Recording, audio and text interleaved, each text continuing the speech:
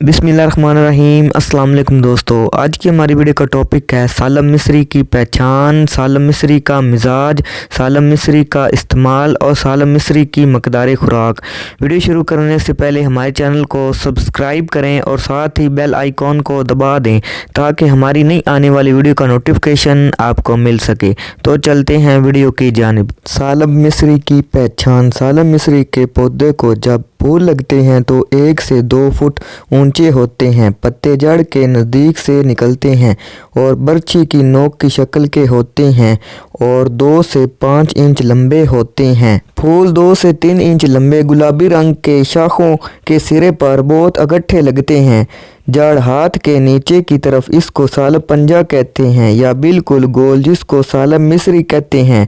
फूल इसको मार्च में लगते हैं। सालम मिस्री का मिजाज। सालम मिस्री का मिजाज गर्म तर दर्जा अव्वल है। सालम मिस्री का इस्तेमाल। सालम मिस्री को ज़्यादातर मनी को बढ़ाने के लिए दूध के हमरा खिलाते हैं। मकवीबा और पट्ठों को कुव्वत देता है। अक्सर सफ़ूफ, मकवीबा और मजून में सालब को शामिल करते हैं और सालब का ताज़ा मुरब्बा बनाते हैं। इसका ताज़ा मुरब्बा सफ़ूफ चम्मच खुर्द 1 प्याला भर दूध में मिलाकर फरनी पकाई जाए तो नहायत मकवीबा ग़ज़ा बन जाती है।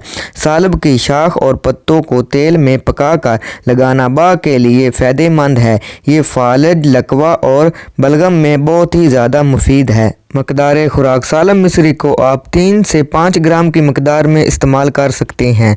दोस्तों, ये थी कुछ सालम मिस्री के बारे में इंफॉर्मेशन। अगर वीडियो आपको पसंद आए तो आपने इसे ज़रूर लाइक करना है। अल्लाह हाफिज़।